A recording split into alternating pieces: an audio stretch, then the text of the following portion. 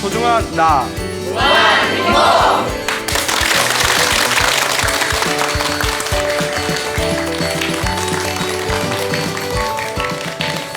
예, 만나서 반갑습니다. 예, 그 부처님 당시에 2600여 년 전에 어느 큰 부잣집에 하녀가 있었습니다.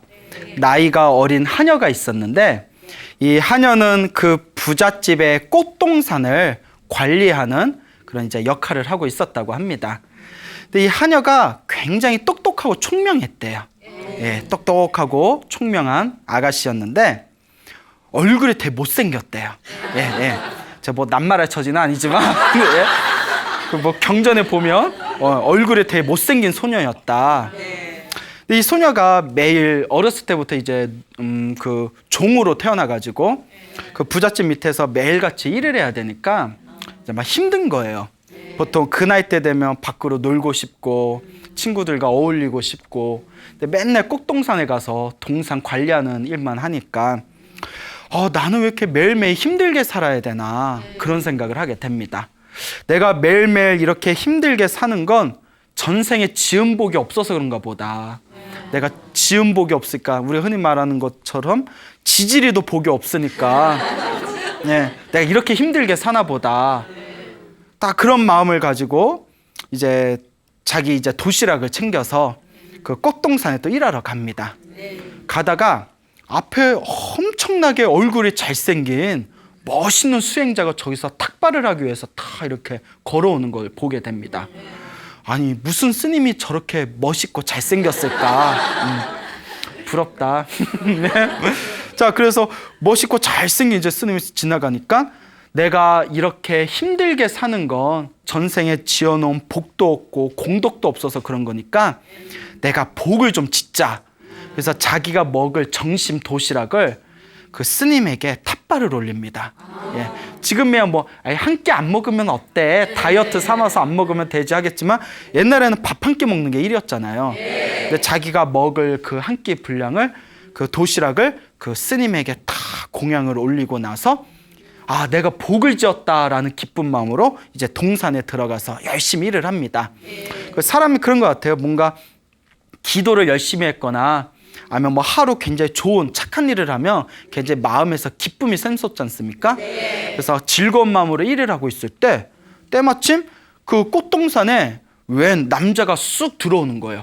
땀을 뻘뻘 흘리면서 남자가 들어왔는데 남자가 얼굴에 땀을 뻘뻘 흘리고 피곤한 기색이 가득한데 그 입은 옷을 보니까 굉장히 지체 높은 그런 가문의 젊은이로 다 보이는 겁니다. 예? 그 옷이 날개란 얘기가 있잖아요. 예? 딱 봤다, 옷이 장난이 아닌걸? 예? 그러니까 이거 머리가 똑똑하고 총명한 우리 이 하녀가 저 높은 가문에서 오신 귀족 같다. 내가 좀 잘 보살펴 드려야 되겠다 생각이 들어서 그 힘들고 지쳐 보이는 그 남자를 데리고 이제 나무 밑에 시원한 그늘에 이제 앉힙니다. 이제 물을 갖다 주고, 예, 수건에다가 다 물수건을 짜가지고 이제 땀 닦으라고 갖다 주고, 그리고 발을 다리가 아파 보이시네 하고 막 다리도 막 주물러 주고, 그리고 이제 막 신발 벗겨서 막 발도 닦아주고, 예? 그때는 이제 하녀였으니까 옛날 하녀들은 그런 게 생활화돼 있잖아요. 그러니까 뭐 자꾸 안마해 드릴게요, 안마해 주고 발 닦아 주고 시원한데 낮잠 좀 주무세요, 저거 몸 좀 주물러 드릴게요 하니까 이 남자가 얼굴도 못생긴 게 막 부담스러운 거예요. 예? 예? 그러니까 남자는 똑같아. 예? 예? 예? 얼굴도 못생겼는데 왜 이러지? 예? 됐어, 물만 줘. 그런데 옆에서 마치 입안에 혀가 굴러가는 것처럼 자기 마음에 쏙 드게 세심하게 배려를 해주는 모습을 보고 이 남자가 감동을 받습니다. 야, 이 여자 보통이 아닌걸? 예? 그러니까 이제 그 여자의 치명적인 매력에 빠져들게 돼요. 예, 예, 되게 좋아하시네. 예? 판무파탈, 예, 맞아요. 그러니까 너무 얼굴 역시 사람은 외모로 볼 게 아니구나. 어쩜 저렇게 배려심이 깊을까 하고 있을 때 웬 또 한참 시간이 지난 뒤에 웬 남자들 또 우르르 하고 그 숲으로 들어오는 거예요. 그래서 이 하녀가 깜짝 놀라서 왜 남자들 저렇게 우르르 몰려오지 하는데 갑자기 그 누워있는 남자한테 왕이시여 하면서 이렇게 절을 올리는 거예요. 저희가 그만 왕을 놓쳐서 이렇게 하마터면 왕께서 길을 헤매시다가 잘못될까 봐 너무 걱정했습니다. 저희들이 신경 쓰지 못한 저희들을 문책해 주십시오. 왕이시여 이러니까 그때 하녀가 이 나라의 왕이신 파사이 왕이었구나. 예, 왕이 파사이게요. 파사이 왕. 이 왕이 성격이 엄청 흉폭하대요. 경제 보면 성격이 거칠고 다혈질이고 포악하다고 나와요. 그래서 이름이 빠샤잖아요. 빠샤. 예? 빠샤. 예? 그래서 파사이 왕이에요. 예? 빠샤 그래가지고. 예. 그래서 제 말에 너무 신경 쓰지 마세요. 예. 파사이 왕인 걸 알고는 그 소녀가 하녀가 제가 어른을 몰라뵈고 왕을 몰라뵈고 제가 실수를 했습니다 하면서 그 자리에서 다 절을 올리는 거예요. 근데 이제 왕이 주섬주섬 옷을 입고 가려는데 그 하녀가 너무나 고마운 거예요. 내가 너에게 상을 내리고 싶은데 너의 소원이 무엇이냐? 예? 하나만 골라봐라. 그러니까 여러분 뭘 선택하시겠어요? 예? 로또? 예? 인생에 한 번 오는 조로의 기회잖아요.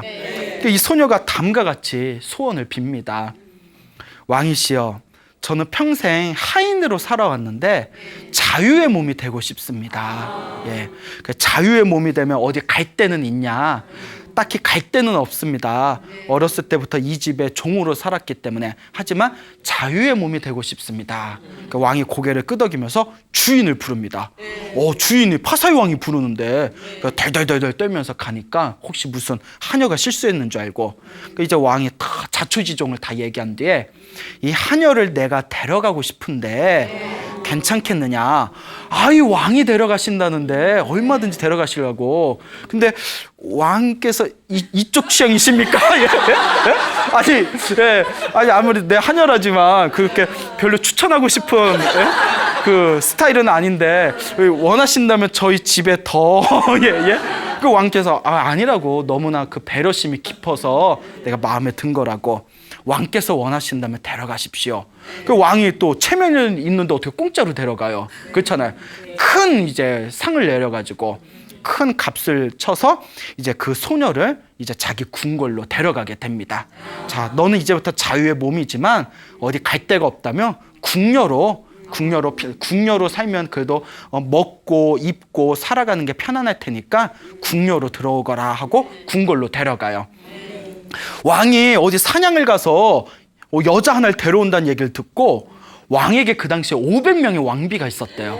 예. 500 왕비가 있었는데 지금 짜증나 막 이런 표현이 아니 2600년 전이잖아요. 2600년 전. 예, 그때 남성 우월 사상이 가득하던 그래요. 진짜 진정하세요? 500명의 왕비가 있었는데 왕비들이 난리가 난 거예요.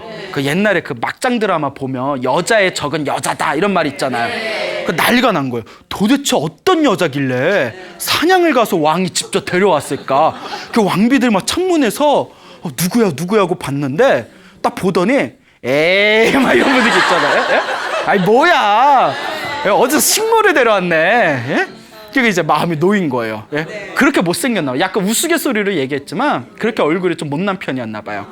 그 500 왕비들은 이제 안심을 하고 궁녀로 들어갔는데 그런 얘기가 있대요.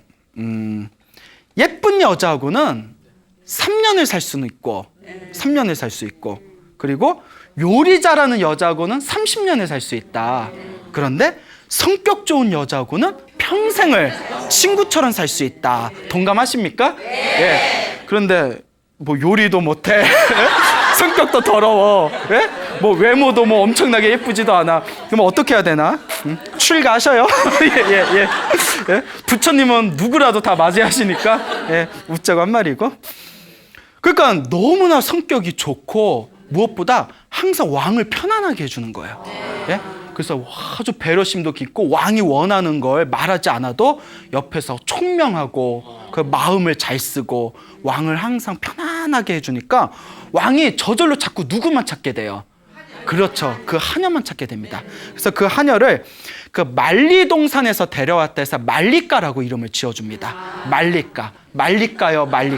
네? 자꾸 그래서 말리까라고 불리게 되는데 이제 말리 부인이라고도 불려요. 그러니까 솔직히 왕이니까 어렸을 때부터 예쁜 여자는 다 섭렵하지 않았겠어요? 그러니까 이제 예쁘고 뭐고 그것보다 편안한 여자를 찾게 되는 거예요. 예? 그러니까 이제 완전 남자도 숙성이 됐어. 예? 어렸을 때는 음료수를 좋아하고 좀 이제 대학교에 가면 맥주를 좋아하다가 이제 남자도 이제 인생의 연륜이 느껴지면 그냥 생소주, 생소주를 즐기게 된다면서요. 그 여자도 이제 예쁜 여자보다는 마음 편안한 말리카 부인에게 의지하게 되고, 그러다가 자연스럽게 몇 년이 지난 뒤에 500왕비의 제1왕비가 됩니다. 말리카 부인의 인생 역전이에요. 인생 역전이에요. 예? 저는 이 이야기가 사실이라면 빌 게이츠보다 이 여자가 더 위대한 것 같아. 아니 어떻게 그 궁궐에서 한나 그 신분이 미천한 여자가 500왕비들을 뛰어넘고 제1왕비가 되잖아요. 제1왕비가 된 이 말리카 왕비, 말리카 부인은 모든 부와 권력과 명예를 얻게 됩니다. 어느 날 그 시원한 바람을 맞으면서 누각에서 허공을 바라보다가 문득 이런 생각을 일으킵니다. 도대체 어떤 인연으로 나같이 꽃동산을 관리하던 미천한 하녀가 이 거대한 국가의 제1왕비가 되었을까? 도대체 어떤 원인으로, 어떤 이유로, 어떤 인연으로 내가 이렇게 큰 복을 누리게 된 걸까? 그 고민에 빠지게 됩니다. 그러다 문득 자기가 꽃동산에서 파사이 왕을 처음 만나기 전에 아침에 한 스님을 만나서 자기가 공양을 올리면서 제가 큰 복을 얻게 해주십시오라고 간절하게 복을 지었던 그때의 광경이 딱 떠오릅니다. 그 스님께 공양을 올렸기 때문에 내가 이렇게 큰 복을 얻었나 보다. 그래서 이제 시녀들을 부릅니다. 이렇게 생긴 스님이 몇 년 전에 어디 말리 그 동산에 계셨고 엄청 키가 크시고 잘생겼고 멋있고 몸에서 막 빛이 나는 것 같고 그러면서 찾아라. 예? 그럼 이제 막 찾았겠죠. 그 이제 시녀들이 이제 며칠 후에 왕비님께서 얘기한 그런 스님이랑 똑같은 분을 찾았습니다. 그분이 누구시냐? 석가모니 부처님입니다. 이러는 거예요. 그때 부처님을 만났던 거예요. 예. 그러니까 부처님, 석가모니 부처님이었냐? 야, 그 지나가다가 만난 게 부처님이었어. 예? 그러니까 잘 될 사람은 어떻게든 잘 풀려. 예? 잘 될 사람은. 제가 항상 하는 얘기가 있잖아요. 노력도 중요하지만 노력은 배신하지 않는다 하잖아요. 어른들이 그런데 살다 보면 노력도 배신한대요. 누구보다 노력했는데도 일이 안 풀릴 땐 안 풀리잖아요. 그런데 불교적인 관점에서 보면 결국 뭐가 있어야 된다? 복이 있어야 돼요. 복 있는 애들은 노력 안 해도 잘 풀려요. 예. 누군지 말 안 해도 되겠죠? 나 입이 간질거리는데 말 안 할게. 예? 아무리 그냥 부모 잘 만나고 소위 금수저라고 하잖아요. 불교에서는 금수저도 전생에 복을 지었기 때문에 금수저로 태어날 수 있는 거라고 하거든요. 만약 내가 어렸을 때 살아왔던 나의 삶이 조금 힘들고 팍팍한 부분이 있었다면 불교적인 관점에서 봤을 때 내가 전생에 복을 많이 짓지 않았구나. 그러니까 이번 생에라도 내가 열심히 복을 짓는 삶을 살아야 되겠다. 여러분들 그렇게 인과 업보를 믿으셔야 됩니다. 그렇다고 복이 많은 사람들이 꼭 좋은 게 아니에요. 경전에도 나오지만 지혜가 없는데 복만 많으면 사람이 교만해져서 이번 생에 나쁜 업을 많이 짓게 된답니다. 불교에서는 강력한 번뇌, 악업 중에 하나가 교만이거든요. 자만심. 그렇기 때문에 이번 생에 교만한 업은 다음 생에 또 힘들고 괴로운 삶을 살게 된다고 합니다. 근데 우리 주변에 보면 막 돈도 많고 권력도 강하고 막 명예도 엄청 높은데도 굉장히 겸손한 사람을 주변에서 보기가 힘들지 않습니까?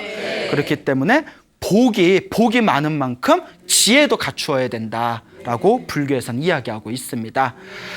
그러니까 이 부처님, 석가모니 부처님이었음을 알게 되고 이 말리카 부인이, 이 말리카 왕비가 수많은 이제 시녀들과 함께 부처님께 올릴 화려한 공양물을 챙겨서 부처님이 계신 사원을 가게 됩니다.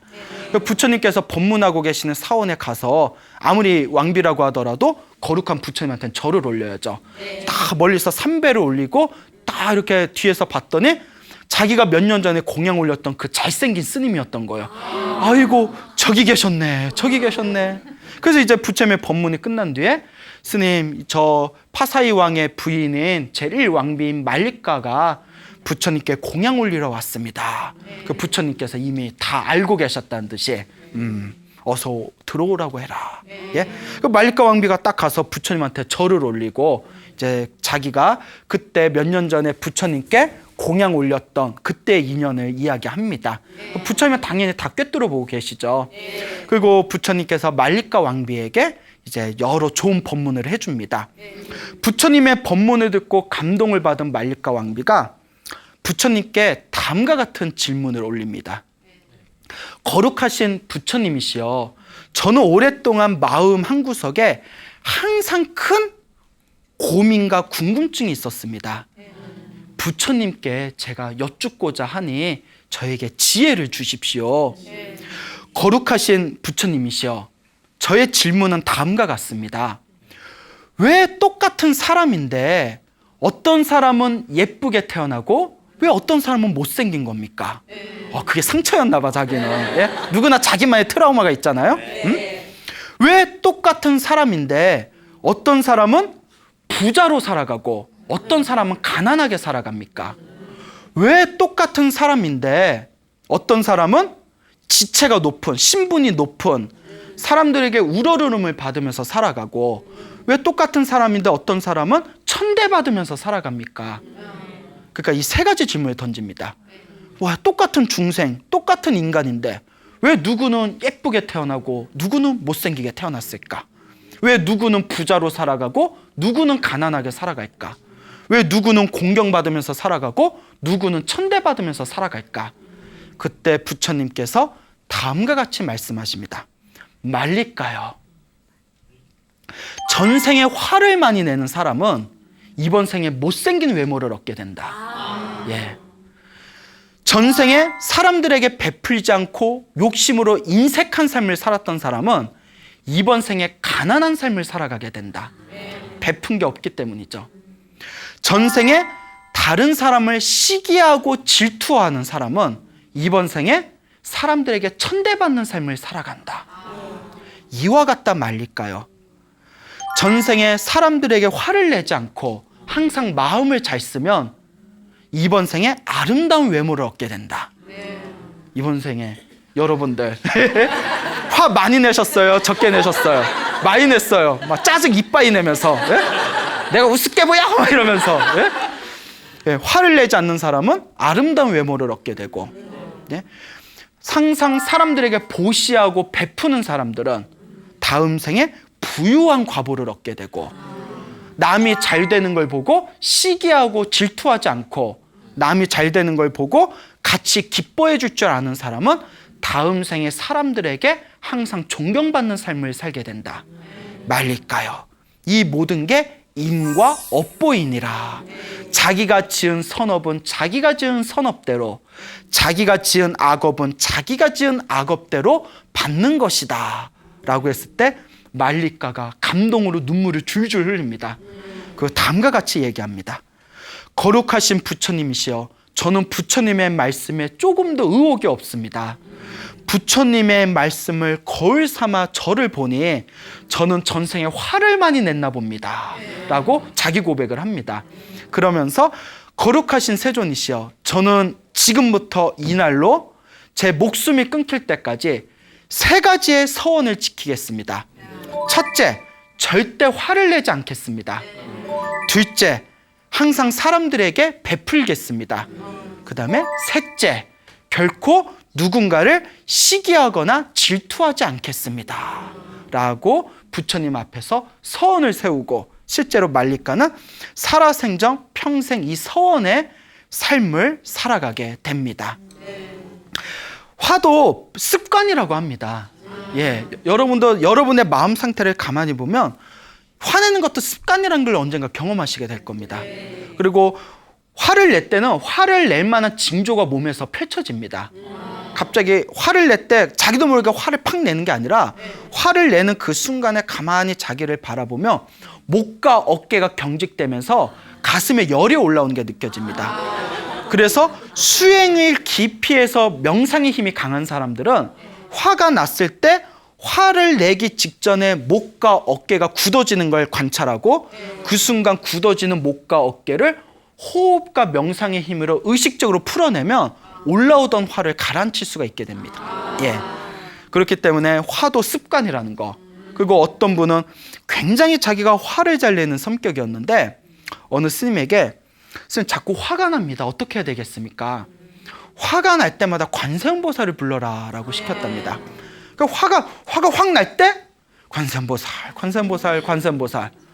그 관세음보살 부르니까 좀 마음이 가라앉고 또 화가 팍 날 때 관세음보살, 관세음보살, 관세음보살. 그러니까 좀 가라앉는 것 같고 또 화가 팍 날 때 관세음보살, 관세음보살, 관세음.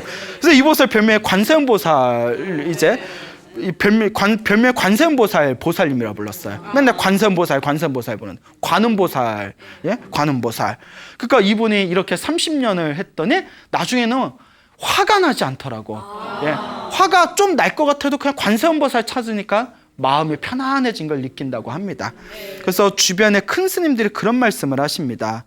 절에 10년을 다니고 20년을 다니고 30년을 다닐 때 자기의 짜증과 자기의 분노로 누군가를 불편하게 한다면 그 신도는 제대로 기도한 게 아니다. 예, 여러분들도 기도 생활을 하고 불제자로서 살아가면서 내가 화가 얼만큼 줄었는지를 한번 스스로 수행 삼아서 여러분들 평가해 보시기 바랍니다. 어떤 분이 그런 얘기를 하시더라고요. 스님, 요새 세상에 화 안 내면 바보 소리 들어요. 호구예요, 호구. 근데 여러분, 남들 눈에는 바보로 볼지 모르더라도 여러분들이 화를 내지 않는 습관을 통해서 미래 세상에 엄청난 복덕을 얻을 수 있다는 것을 기억해 두시기 바랍니다. 자, 그리고 또 부처님께서 다음과 같이 말씀하십니다. 만약에 이 세상 사람들이 누군가에게 베푼다는 거, 보시를 통한 다음 생의 공덕을 누구라도 알 수 있다면, 다음 생에 자기가 보시를 하면 어떤 공덕을 얻게 되는지를 알 수 있다면 이 세상에 아무리 배가 고파도 혼자 밥을 먹는 사람은 사라질 것이다. 그만큼 밥 한 조각이라도 누군가와 나눠 먹는 공덕이 엄청나게 크다고 합니다. 예, 그 여러분들도 보시라고 하면 뭐 엄청나게 큰 돈을 내야 그게 큰 보시가 된다고 착각하는 불자들이 많습니다. 우리 부처님께서는 양보다 질이라고 했습니다. 그 질은 바로 정성이라고 했습니다. 쌀 한 톨이라도 사과 한 조각이라도 정성으로 보시하는 공덕은 반드시 강력한 선업이 된다고 합니다. 그러니까 여러분들도 절에 가셔서 부처님한테 뭐 쌀 한 줌이라도, 그렇다고 뭐 한 줌만 올리면 좀 민망하긴 하지만 이제 마음이 중요한 거죠. 예? 또 생수 한 통이라도, 예? 1,000원짜리 생수 한 통이라도 부처님께 공경하는 마음으로, 예? 사과 한 조각이라도 부처님께 올리는 것 자체가 강력한 선업이 될 수 있고, 여러분들 주변에 힘들게 사는 사람한테 라면 한 봉지라도 베풀 수 있다면 그게 다 보이지 않는 강력한 미래 세상의 선업이 될 수 있다는 것을 기억하시기 바랍니다. 시기와 질투라는 개념이 굉장히 인간의 강력한 번뇌 중에 하나입니다. 어떤 분이 선생님, 저는 안 그러려고 했는데 주변에 잘 되는 사람 보면 저도 모르게 얼굴이 벌게지면서 질투심이 납니다. 이런 이야기를 하시는 분들을 종종 보게 됩니다. 우리 불교에서는 다음과 같이 가르칩니다. 남이 잘 되는 걸 보고 부러워하는 것은 악업이 되지 않습니다. 부러워하는 건 괜찮습니다. 부럽다.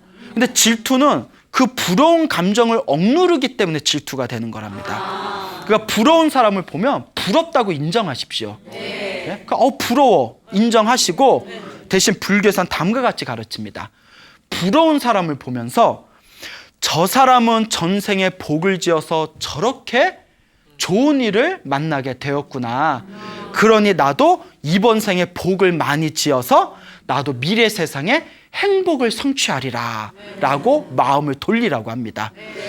부러운 사람을 보고 질투심을 일으키는 게 아니라, 부러운 사람을 보고 나도 전생에 저 복을 지은 저 사람과 같이 이번 생에 열심히 복을 짓겠다 마음을 돌리면 질투심을 언젠가는 극복하게 되리라 라고 말씀하셨습니다. 그러니까 오늘부터 여러분도 뭔가 여러분들 마음에 보이지 않게 질투의 그림자를 일으키는 그런 사람이 있다면 마음속으로 당당하게 나 저 사람 부럽다. 그리고 저 부러운 사람은 나보다 전생에 복을 많이 지어서 그런가 보다. 그러니 나도 이번 생에 내가 복을 열심히 짓겠다 라고 마음을 돌려보시기 바랍니다. 이렇게 말리카 부인의 3가지 서원, 화를 내지 않겠습니다. 그리고 사람들에게 제가 힘닿는 대로 베풀겠습니다. 그리고 3번째, 잘 되는 사람을 보면 시기 질투하지 않고 진정으로 진심으로 같이 기뻐해 주겠습니다. 이 3가지 서원을 가지고 더욱 실한 불자가 됩니다. 예. 그래서 이 말리카 부인이 부처님의 이제 제자가 되고 신도가 돼서 항상 부처님의 법문에 이제 목마르게 됩니다. 근데 이제 자기의 신분이 자기가 편할 때마다 궁궐 밖을 나갈 수 있는 그 위치가 되질 못하니까 이제 왕에게, 굉장히 머리가 지혜로운 여인이지 않습니까? 왕에게 이제 꾀를 냅니다. 왕이시여, 제가 석가모니 부처님 밑에 이제 신도가 됐는데 법문이 너무 좋습니다. 근데 자꾸 남자란 게 그래요. 자꾸 다른 남자에 대해서, 어쨌거나 부처님도 다 남자 몸이지 않습니까? 자꾸 좋은 얘기를 하면 질투가 생기거든요. 근데 이 말리카 부인이 얼마나 지혜로우냐면 부처님을 만나서 남편에게 더 잘해야 된다는 걸 배우고 있습니다 하면서 더 잘하는 거예요. 지혜롭죠. 그리고 왕이 흡족한 거죠. 그런 훌륭한 분은 자꾸 찾아가서 인사하라고. 그러다 이제 부인이 어느 날 왕이 기분 좋을 때 이렇게 이야기를 합니다. 왕이시여, 부처님의 법문이 너무 좋은데 왕도 좀 들으시면 좋겠습니다. 그 기분이 좋을 때. 그 왕이 하도 부처님 자기가 사랑하는 아내가 부처님에 대해서 이야기를 하니까 그렇게 이제 부인의 말을 듣고 부처님이 계신 기원정사를 찾아가게 됩니다. 기원정사를 찾아가서 부처님의 법문을 다 들었는데 뭔 말인지 하나도 못 알아듣겠는 거예요. 부처님 한참을 졸다가 파사왕의 몸이 이랬답니다. 엄청난 거구에 뚱뚱했는데 한참 졸다가 이제 궁궐로 돌아옵니다. 그게 이제 말리카 왕비가 부처님 법문을 직접 들으니 어떠십니까? 뭔 말인지 하나도 모르겠다고. 나 이제 안 갈래 이래버리는 거예요. 그러니까 말리카 부인이 여러분도 남편한테 절에 가서 공부 좀 해 이러면 남편이 더 짜증나요. 말리카 부인 다음과 같이 얘기합니다. 그러면 왕비들이 부처님 법문을 대신 듣고 기억해뒀다가 왕께서 심심하실 때 왕비 보고 들었던 법문 좀 한번 얘기해봐라 하시면 편하지 않겠습니까? 인간 녹음기예요. 예? 그리고 왕이 괜찮거든요. 그래? 그러면 그렇게 자네들이 왕비들이 부처님 사원에 가서 직접 듣고 그리고 뭐 여의치 않을 때는 부처님 제자분들이 우리 왕궁에 와서 법문 좀 해주실 수 있게끔 그렇게 부탁 좀 해보자.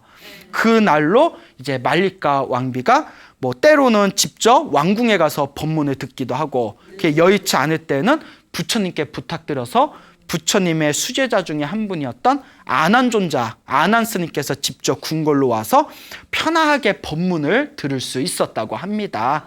그러니까 굉장히 지혜로운 여인이었죠. 말리카 왕비의 지혜를 엿볼 수 있는 또 재미난 일화가 하나 있습니다. 파사의 왕이 굉장히 흉폭했다고 합니다. 포악한 성격이었대요. 굉장히 다혈질이라서 재판을 하면 그 무조건 사형시켰다고 합니다. 마음에 안 들면 됐어 사형 이래버리니까. 근데 이제 말리카 왕비가 보니까 어쨌거나 살생이지 않습니까? 저렇게 무턱대고 사형을 시켜버리니까 꾀를 낸 게 왕이 술을 마시면 애기같이 마음이 부드러워지는 겁니다. 그러니까 보통 다른 사람은 술을 마시면 더 다혈질이 되는데 왕은 평소에 다혈질이다가 술만 마시면 기분이 좋아져가지고 애기같이 마음이 부드러워지는 걸 딱 생각해내고 재판이 있는 날에는 재판 전에 미리 옆에 가서 확 애교를 떨면서 술을 먹였대요. 그러니까 알딸딸해질 때 왕이시여 재판을 하셔야 됩니다. 가보자. 뭐 이런 죄목이 있어요. 그러면 이제 옛날 같으면 이런 건방진 사형 이랬을 텐데 알딸딸하잖아요. 왜 그랬어? 그러면 안 돼. 그 저 감옥에 좀 뒀다가 정신 차리면 나중에 풀어줘라. 뭐 이런 식으로 부드럽게 이제 하다 보니까 그 사람들의 칭찬이 자자한 거예요. 근데 어느 날 어느 스님께서 부처님께 질문을 던집니다. 부처님의 5개 중에 하나가 술 마시지 말란데 말리까 왕비는 자꾸 왕에게 술을 마십니다. 술을 자꾸 줍니다. 이거 음주계에 어긋나는 거 아닙니까? 이거 애매한 거예요. 근데 우리 부처님의 여러분 엄청난 합리주의자세요. 당신 계율에 대해서도 굉장히 논리적이고 합리적인 분입니다.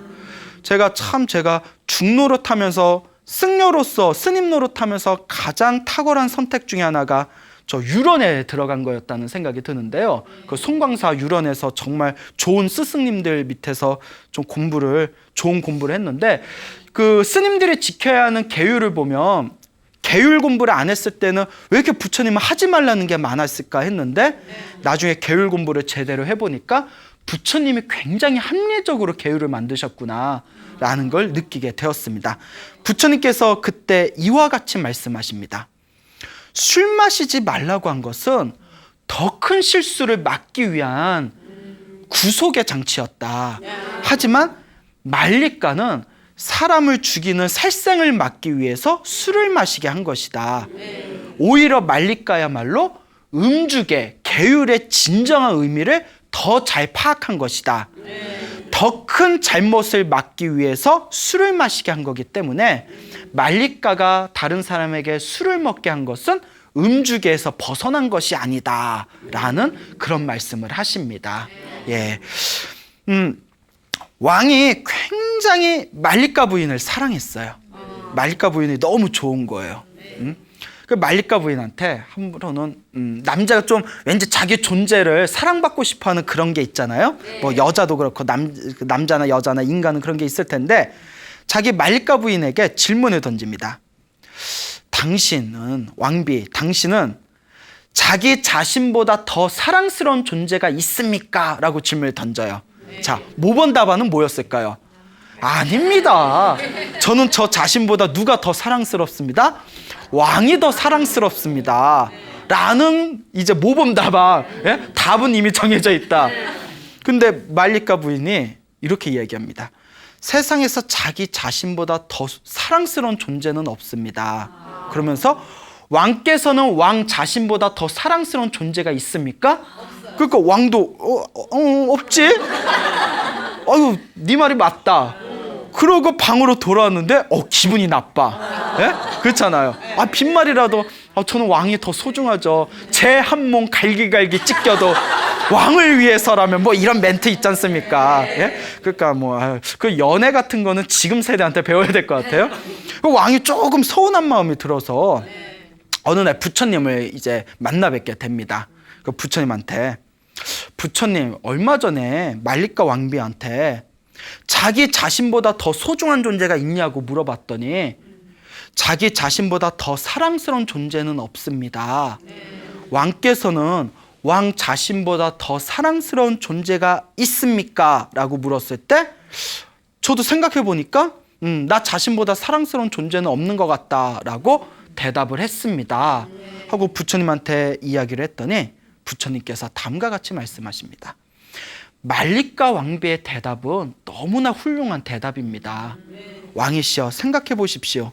사방을 아무리 둘러보아도 사실 자기 자신보다 더 사랑스러운 존재는 없습니다. 예를 들어서 여러분들도 한번 생각해 보세요. 여러분들 자식 너무나 사랑스럽죠? 누구 자식이니까? 그렇죠. 나의 자식이니까. 나라는 게 들어가잖아요. 여러분 남편이나 아내 너무 사랑스럽죠? 표정 안, 대답 안 하신 분들 계시는데 대답했다 치고 여러분들 나의 아내고 나의 남편이니까 사랑스러운 거잖아요. 그와 같이 사방을 둘러보아도 나 자신보다 사랑스러운 존재는 없습니다. 나 자신이야말로 가장 사랑스러운 존재입니다. 모든 중생이 각자 자기 자신을 사랑하기 때문에 정말 자기 자신을 사랑하는 존재는 또한 남을 해쳐서는 안 됩니다. 이게 바로 우리가 말하는 내가 하기 싫은 일은 남에게도 시키지 말라는 인류의 가장 보편적인 윤리 도덕이 아니겠습니까? 그때 이제 왕이 비로소 그 왕비의 대답에 대한 서운함에서 벗어났다고 합니다. 왕하고 말리카 왕비하고 굉장히 금실이 좋았는데도 그 밑에 딸이 하나만 있었나 봅니다. 그런데 우리 2600년 전이다 보니까 여자를 굉장히 좀 낮게 보던 시대였잖아요. 그러다 보니까 특히 인도는 그런 게 굉장히 심했대요. 여자를 여자 취급을 하지 않았대요. 그거는 이제 뭐 똑같아요. 저기 중동에서도 뭐 우리나라 뭐 요 중국권에서도 또 인도에서도 2000년 전에는 여자라는 존재를 굉장히 이제 하등한 존재로 봤던 그런 뭐 우리 인류의 입장에서 보면 그런 좋지 못한 사고방식이 그땐 다 있었죠.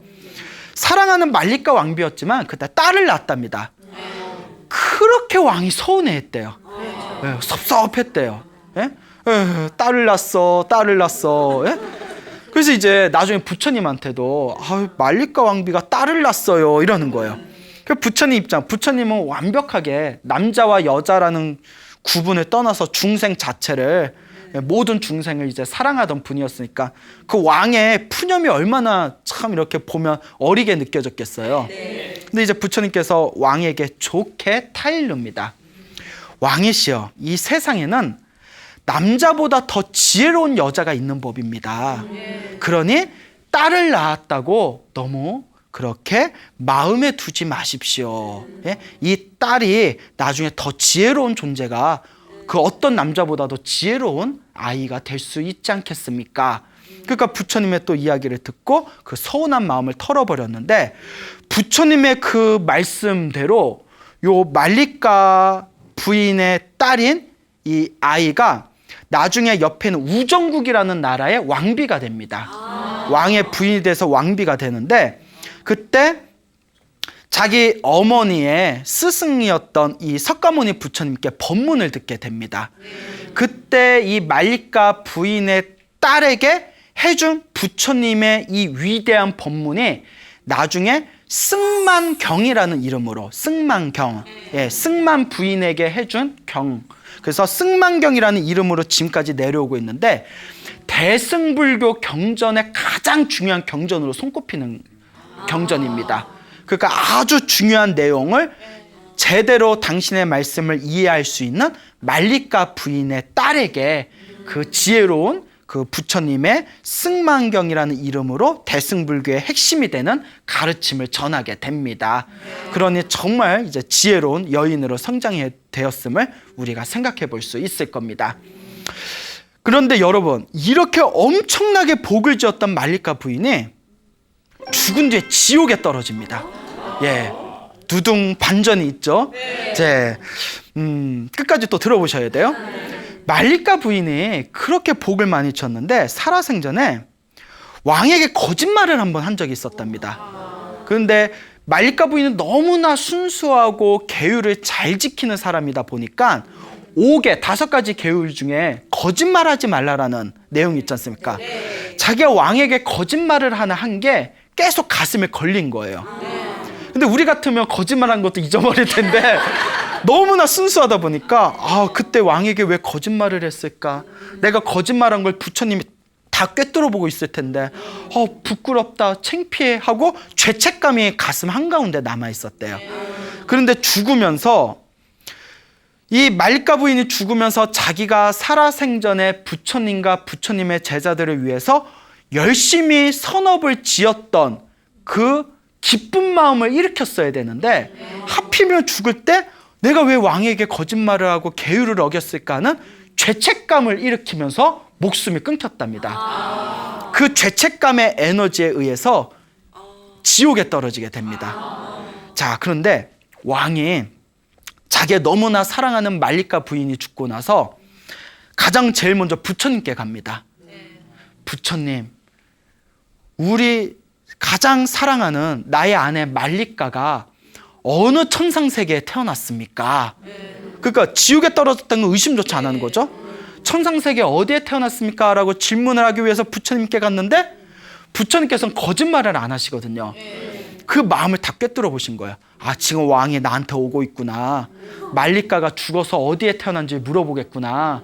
내가 사실대로 지옥에 떨어졌다라고 얘기하면, 아니 말리가처럼 열심히 복을 지은 사람이 지옥에 떨어졌다니, 부처님이 말한 인과 업보도 없고 선업도 없고 복도 없고 공덕도 없는 것이구나 라는 사특한 견해를 일으키게 될 거다.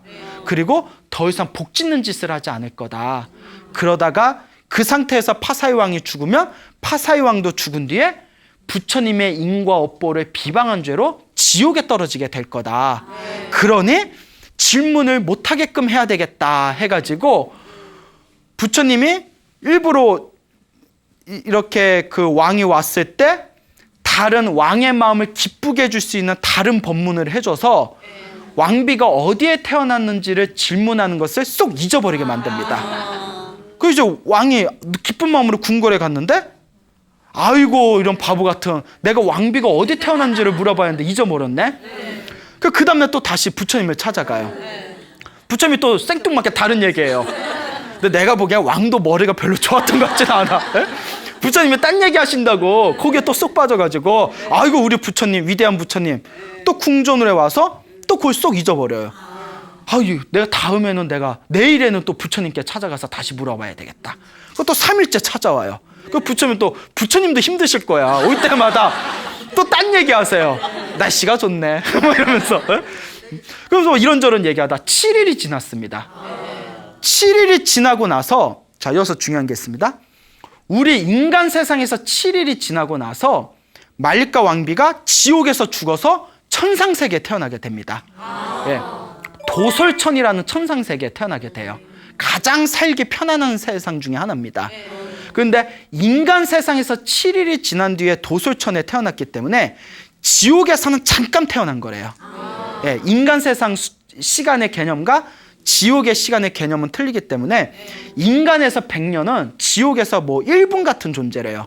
그러니까 인간에서 7일이니까 지옥에서는 잠깐 떨어졌다가 바로 천상세계에 태어난 거죠. 근데 인간 세상에서는 며칠이 지났다? 7일이 지났다. 그때서야 비로소 부처님께서 왕에게 진실을 이야기해야 되겠구나. 그 일부러 다 혼자 탑발을 들고 왕궁에 가십니다. 부처님이 왕궁 밖에 마차가 있는 곳에서 뜬금없이 마차가 있는 데에서 다 이렇게 서 계시니까 왕이 헐레벌떡 내려옵니다. 그러니까 아니 어쩐 일로 여기 오셨습니까? 그러니까 딱 부처님께서 왕을 보면서 실은 저에게 질문하고 싶은 게 있지 않습니까? 이러는 거예요. 아 이제 당당하다 이거예요.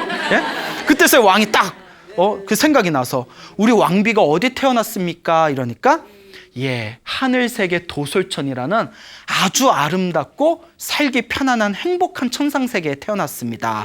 그 왕이 막 눈물을 흘리는 거예요. 맞습니다, 부처님. 내 말리가 왕비가 천상에 태어나지 않는다면 누가 천상에 태어나겠습니까? 말리가 왕비는 어디에 있든 어디에 서 있든 간에 내일은 부처님께 이걸 공양해야겠다. 내일은 부처님을 위해서 이것을 해야 되겠다. 항상 입버릇처럼 얘기했습니다. 말리가 왕비는 오직 부처님께 공양 올리는 것만을 생각하면서 살아왔습니다. 말리가 왕비가 아니면 누가 천상에 태어나겠습니까? 하고 너무 기뻐하는 거예요. 그러면서 하는 얘기가, 그런데 말리가 왕비가 없으니 제가 너무 슬픕니다. 살아도 산 것 같지가 않습니다. 이러는 거예요. 예, 여러분들 남편들도 여러분들 없으면 예? 스님 우리 아내가 없으니까 살아도 산 것 같지가 않습니다. 아마 이러시겠죠. 예, 믿음을 가집시다. 그러니까 부처님께서 다음과 같이 말씀하십니다. 살아있는 사람은 언젠가 헤어질 수밖에 없습니다. 모든 것은 변하기 마련입니다. 왕이시여, 요 마차는 누구의 마차입니까? 우리 할아버지의 마차입니다. 요 마차는 누구의 마차입니까? 우리 아버지의 마차입니다. 요 마차는 누구의 마차입니까? 네, 저의 마차입니다. 보십시오, 왕이시여. 할아버지의 마차는 아버지의 마차보다 더 낡아 보이고 아버지의 마차는 왕의 마차보다 더 낡아 보이지 않습니까? 모든 것은 변하기 마련입니다. 이 세상에서 영원히 변하지 않는 것은 오직 부처님의 법인 진리뿐입니다. 라고 얘기하십니다. 그리고 부처님께서 다음과 같이 개송을 설하십니다. 화려하게 꾸민 왕들의 마차도 결국은 낡아가듯이 아름답게 꾸민 이 몽뚱이도 결국은 늙어간다. 오직 부처님의 법만이 영원히 변하지 않는 진리이다. 그러니 여러분들도 우리 앞에 펼쳐진 이 무상하게 변해가는 것들에 너무나 마음 쓰지 마시고 영원히 변하지 않는 이 불법을 위해서 복 짓고 선호 짓고 공덕 짓는 수행의 삶을 사시기를 바랍니다. 오늘은 말리가 왕비의 공덕에 대한 이야기를 들려드렸습니다. 여러분, 행복해지고 싶습니까? 예! 행복한 삶을 창조하고 싶습니까? 예! 복을 지으십시오. 선업을 지으십시오. 공덕을 쌓으십시오. 복과 선업과 공덕의 힘이 여러분들을 진정한 행복의 길로 이끌어 줄 것입니다. 오늘 여기서 마치겠습니다. 소중한 나 무한 행복.